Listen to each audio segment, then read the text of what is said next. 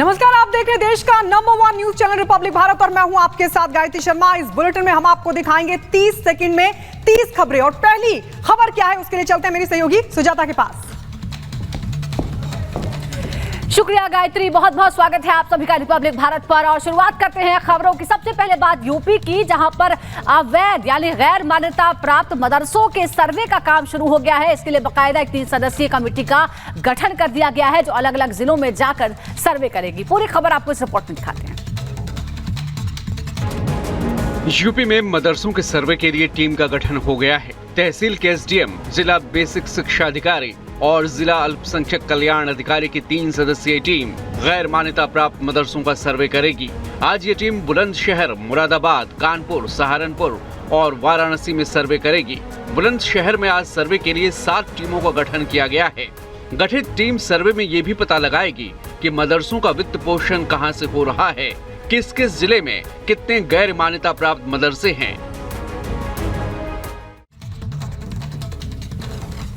तो एक तरफ मदरसों की सर्वे आज से शुरू होने जा रहा है, लेकिन दूसरी तरफ उत्तर प्रदेश का जो फिरोजाबाद है वहां पर बीएसपी ने मदरसों की जांच पर विरोध दर्ज कराया है। और बीएसपी के जो पदाधिकारी हैं उन्होंने बाकायदा डीएम को इस पूरे मामले को लेकर एक ज्ञापन भी सौंपा। आइए पूरी खबर इस रिपोर्ट के जरिए। यूपी के फिरोजाबाद में बहुजन समाज पार्टी के पदाधिकारियों ने मदरसों की जांच में उत्पीड़न का आरोप लगाया है। इसे लेकर बीएसपी के पदाधिकारियों ने डीएम को एक ज्ञापन भी सौंपा है। सरकार को चाहिए जो शिक्षण संस्थाएं उनका सुधार करें, ना कि अल्पसंख्यक वर्ग के जो निजी संस्थान हैं उनका उत्पीड़न करें सर्वे के नाम पर। बीएसपी के पदाधिकारियों ने बीजेपी सरकार पर मदरसों के सर्वे के नाम पर परेशान करने का आरोप लगाया है। बात ज्ञानवापी केस की, जिस मामले में हिंदू पक्ष की बड़ी जीत हुई है और जिला अदालत ने इस मामले को सुनने योग्य माना। और अब इस मामले की अगली सुनवाई 22 सितंबर को होगी। ज्ञानवापी श्रृंगार गौरी केस में वाराणसी जिला जज की अदालत का आदेश हिंदुओं के पक्ष में आया है। अदालत ने ज्ञानवापी परिसर में मां श्रृंगार गौरी मंदिर में पूजा की अनुमति देने वाली याचिका को सुनवाई योग्य माना है। कोर्ट ने मुस्लिम पक्ष की याचिका को खारिज कर दिया। मामले की अगली सुनवाई 22 सितंबर को होगी। इधर मुस्लिम पक्ष के अधिवक्ताओं ने जिला जज के इस फैसले को हाईकोर्ट में चुनौती देने की बात कही है। वक्फ बोर्ड के वकील ने कहा कि ऑर्डर मिलते ही आदेश को हाईकोर्ट में चुनौती देंगे। एक तरफ ज्ञानवापी मामले पर कल ऐतिहासिक फैसला जिला कोर्ट की तरफ से, तो वहीं दूसरी तरफ ओवैसी की तरफ से इस फैसले को लेकर कहा गया कि मुस्लिम पक्ष को अब हाईकोर्ट में अपील करनी चाहिए, क्योंकि ये जो पूरा मसला है वो बाबरी मस्जिद के रास्ते पर जाता हुआ दिख रहा है। क्या कुछ कहा ओवैसी ने, आइए इस रिपोर्ट के जरिए आपको दिखाते हैं। ज्ञानवापी मस्जिद विवाद पर आए जिला कोर्ट के आदेश पर असदुद्दीन ओवैसी का बयान आया है। उन्होंने वाराणसी कोर्ट के आदेश पर चिंता जताते हुए कहा कि इस तरह के फैसले से 1991 के वर्शिप एक्ट का मतलब ही खत्म हो जाता है। ओवैसी ने कहा कि ज्ञानवापी मस्जिद का केस बाबरी मस्जिद के रास्ते पर जाता दिख रहा है और ऐसे तो देश 80-90 के दशक में वापस चला जाएगा। ओवैसी ने यह भी कहा कि कोर्ट के फैसले के खिलाफ मुस्लिम पक्ष को हाईकोर्ट में अपील करनी चाहिए। इधर बात पश्चिम बंगाल की, जहां सरकार के खिलाफ बीजेपी ने हल्ला बोलने की तैयारी कर रखी है और यहां पर एक आंदोलन चलाने की तैयारी भी थी। हालांकि पुलिस की तरफ से इजाजत आज प्रदर्शन की नहीं मिली है। बीजेपी ने पश्चिम बंगाल की मुख्यमंत्री ममता बनर्जी के नेतृत्व वाली तृणमूल कांग्रेस सरकार के खिलाफ नबान्य चलो अभियान का आह्वान किया है, जिसके तहत बंगाल बीजेपी के कार्यकर्ता राज्य सचिवालय नबान्य की ओर मार्च निकालेंगे। इसे लेकर बीजेपी ने अपनी तैयारियां पूरी कर ली है, लेकिन राज्य पुलिस ने बीजेपी को पत्र लिखकर उन्हें नबान्य अभियान की अनुमति देने से इनकार कर दिया है, जिसके बाद अब बंगाल की ममता बनर्जी सरकार और बंगाल बीजेपी के बीच जुबानी जंग शुरू हो गई है। तो बीजेपी का ना बनना चलो ये अभियान, जिसकी पुलिस ने इजाजत नहीं दी है, लेकिन अब बीजेपी ये चेतावनी दे रही है कि वो जो टीएमसी की अध्यक्ष है यानी ममता बनर्जी, उनका घेराव करेंगे। इस रिपोर्ट में आइए दिखाते हैं पूरी खबर आपको। पश्चिम बंगाल में बीजेपी ने राज्य सचिवालय की तरफ पैदल मार्च निकालने का फैसला लिया, लेकिन पुलिस ने बीजेपी के इस अभियान को मंजूरी नहीं दी। लेकिन इसके बावजूद बीजेपी के प्रदेश अध्यक्ष सुकांता मजूमदार ने कहा कि वो ममता बनर्जी का घेराव करेंगे। जनता को होने वाली असुविधा के लिए माफी मांगते हुए सुकांता मजुमदार ने कहा कि ये जनता का आंदोलन है और इसके लिए किसी इजाजत की जरूरत नहीं है। टीएमसी पर तंज कसते हुए बीजेपी ने कहा कि टीएमसी को चाहिए कि वो विधानसभा में भारत की न्यायपालिका के खिलाफ प्रस्ताव लाए। इधर यूपी के अंबेडकर नगर में फिर सिर तन से जुदा करने की धमकी दी गई है और वो भी एक मुस्लिम युवक को। क्या है ये पूरा मामला, इस रिपोर्ट में आपको दिखाते हैं। उत्तर प्रदेश के अंबेडकर नगर से एक हैरान करने वाली खबर सामने आई है। यहाँ पर एक मुस्लिम युवक को सिर कलम करने की धमकी मिली है। ये धमकी उसे जिले में ही रहने वाले एक दूसरे मुस्लिम शख्स ने दी है। दरअसल सलाहुद्दीन अहमद सिद्दीकी उर्फ पप्पू ने गणेश चतुर्थी पर इश्तियाक अहमद को गलती से बधाई संदेश भेज दिया था, जिससे नाराज होकर उसने अपने साथियों के साथ मिलकर सलाहुद्दीन अहमद सिद्दीकी को धमकी देते हुए कहा कि उसका सिर धड़ से अलग कर दिया जाएगा। 10 साल में 114 जिहादी पकड़े गए हैं। असम के मुख्यमंत्री का कांग्रेस को करारा जवाब और कहा कि पिछले 1 साल में ही 40 जिहादी पकड़े गए हैं। क्या कुछ कहा असम के मुख्यमंत्री ने, आइए इस रिपोर्ट में आपको दिखाते हैं।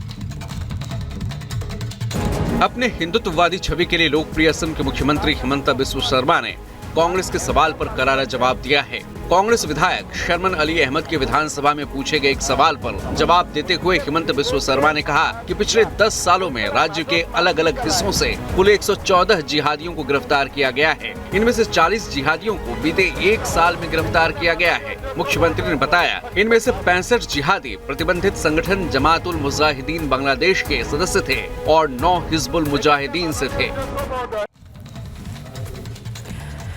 इधर आर्थिक रूप से कमजोर लोगों को आरक्षण मिलना चाहिए या नहीं मिलना चाहिए, इस मामले पर आज एक बार फिर सुप्रीम कोर्ट में सुनवाई होने वाली है। क्या है ये पूरा मामला, इस रिपोर्ट के जरिए समझाते हैं आपको।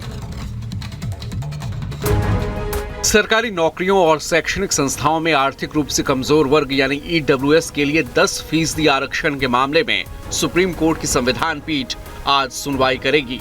Chief justice of India U U Lalit की अध्यक्षता वाली 5 जजों की बेंच मामले की सुनवाई करेगी। सीनियर एडवोकेट गोपाल शंकर नारायण ने सुप्रीम कोर्ट में ड्राफ्ट मुद्दे का मसौदा पेश किया। ये मसौदा सभी पक्षकारों को दिया गया। सुप्रीम कोर्ट ने कहा कि सभी पक्षकार अपने मुद्दे तैयार कर लें। और दिल्ली में मनी लॉन्ड्रिंग का केस, जिसमें दिल्ली के जो मंत्री हैं सत्येंद्र जैन, उनको राहत नहीं मिली है और आज एक बार फिर से इस पूरे मामले को लेकर कोर्ट सुनवाई करेगा। रिपोर्ट देखिए। मनी लॉन्ड्रिंग के मामले के आरोपी और दिल्ली सरकार के मंत्री सत्येंद्र जैन की जमानत याचिका पर राउज रेवेन्यू कोर्ट में आज भी सुनवाई जारी रहेगी। ईडी ने जमानत का विरोध करते हुए कहा है कि वो अपनी पहुंच का इस्तेमाल कर साक्ष्यों के साथ छेड़छाड़ कर सकते हैं। ऐसे में उन्हें जमानत नहीं दी जानी चाहिए। ईडी की ओर से पेश वकील ने कहा कि सत्येंद्र जैन के खिलाफ केस इसलिए दर्ज नहीं किया गया है कि वे एक कंपनी के शेयरधारक होने या लाभ की स्थिति में हैं, बल्कि कंपनी को नियंत्रित करने और 16 करोड़ रुपए के बेनामी ट्रांजैक्शन को लेकर है। इधर बात सोनाली फोगाट के मौत के मामले की। इस मामले में गोवा सरकार ने सीबीआई जांच की सिफारिश की, जिसे गृह मंत्रालय ने मंजूर कर लिया है। यानी अब सोनाली फोगाट की हत्या की जांच सीबीआई करेगी। केंद्रीय गृह मंत्रालय ने बीजेपी नेता सोनाली फोगाट की मौत के मामले की सीबीआई से जांच कराने के आदेश दे दिए। अधिकारियों ने ये जानकारी दी।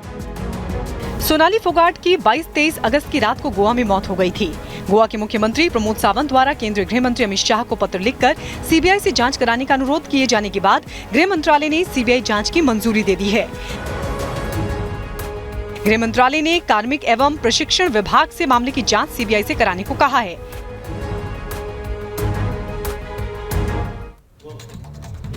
और डॉन अबू सलेम पर फर्जी पासपोर्ट का मामला और इस पूरे मामले पर लखनऊ की जो सीबीआई अदालत है वो आज सुनवाई करेगी। आइए रिपोर्ट आपको दिखाते हैं।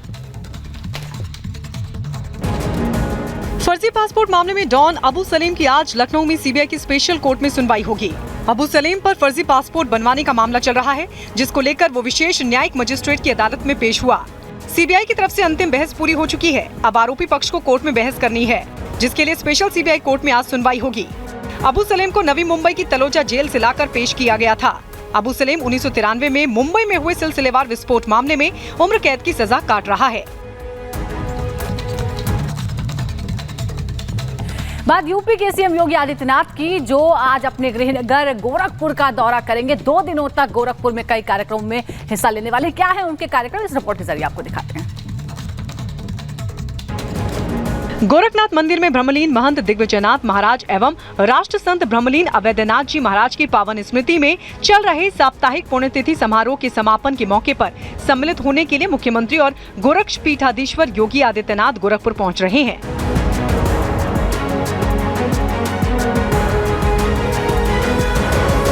ब्रह्मलीन महंत दिग्विजयनाथ की पुण्यतिथि पर आयोजित श्रद्धांजलि समारोह में सीएम योगी शामिल होंगे। Bureau report, Republic Bharat. और आपको बता दें कि भारतीय किसान यूनियन के जो कार्यकर्ता हैं आज पानीपत खटीमा हाईवे को जाम करेंगे। क्यों करेंगे जाम, आइए इस रिपोर्ट में आपको दिखाते हैं।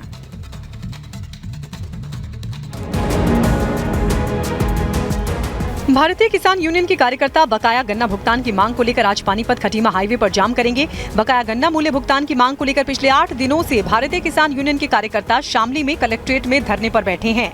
भारतीय किसान यूनियन की 6 बार मिल मालिकों और प्रशासन से बातचीत हो चुकी है, लेकिन इस बातचीत का कोई हल नहीं निकला। भारतीय किसान यूनियन का कहना है कि किसानों का बकाया भुगतान होने पर ही धरना खत्म होगा। Bureau report, Republic Bharat. बात मौसम की करते हैं। भारतीय मौसम विभाग ने ओडिशा में भारी बारिश की चेतावनी जारी की है। किस तरह की आशंकाएं जताई गई हैं, इस रिपोर्ट के जरिए दिखाते हैं आपको।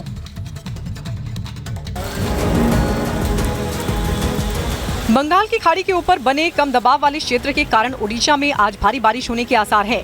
भारत मौसम विज्ञान विभाग ने भारी बारिश का अनुमान जताया है। उत्तर आंध्र प्रदेश और दक्षिण ओडिशा तट से दूर बंगाल की उत्तर पश्चिमी खाड़ी पर सक्रिय इस प्रणाली से ओडिशा में तेज बारिश होने का पूर्वानुमान है। भुवनेश्वर मौसम विज्ञान केंद्र के अनुसार भारी बारिश होगी। कुछ स्थानों के लिए ऑरेंज अलर्ट भी जारी किया गया है। Bureau report, Republic Bharat.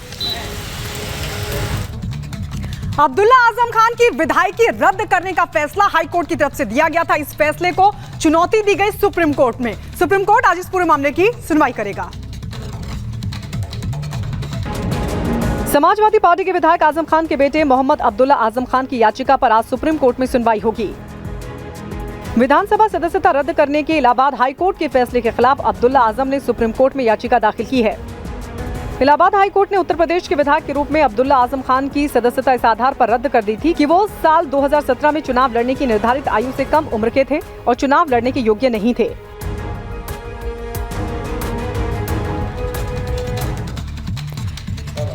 इधर मनी लॉन्ड्रिंग मामले में सुकेश चंद्रशेखर के खिलाफ जो ईडी की तरफ से याचिका दायर की गई है, उस मामले पर आज सुनवाई होने वाली है।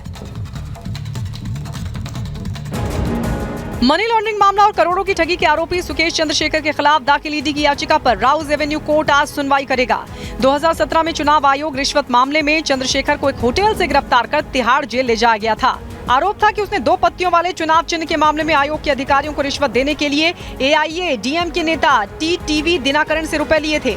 आरोप है कि सुकेश ने AIA-DM के गुट को चुनावी चिन्ह दिलाने के लिए 50 करोड़ रुपए में डील की थी।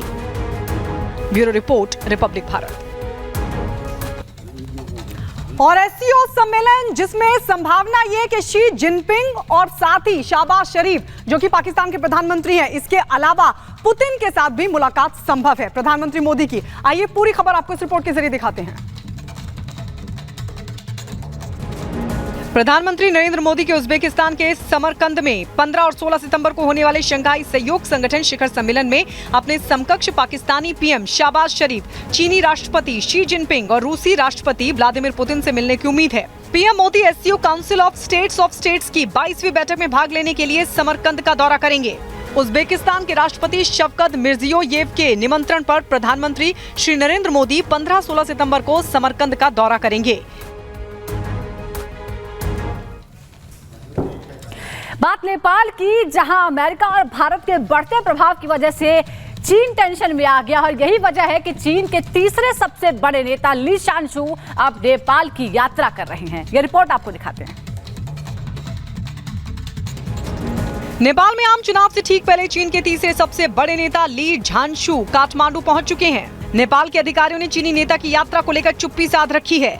नेपाल में अमेरिका और भारत के बढ़ते प्रभाव से चीन टेंशन में है और माना जा रहा है कि इसी वजह से आम चुनाव से ठीक पहले ली झानशू काठमांडू पहुंच रहे हैं। इससे पहले मार्च महीने में चीन के विदेश मंत्री वांग यी नेपाल पहुंचे थे। चीन नेपाल की कम्युनिस्ट पार्टी के दोनों ही धड़ों KP ओली और प्रचंड के बीच सुलह कराने की कोशिश कर रहा है।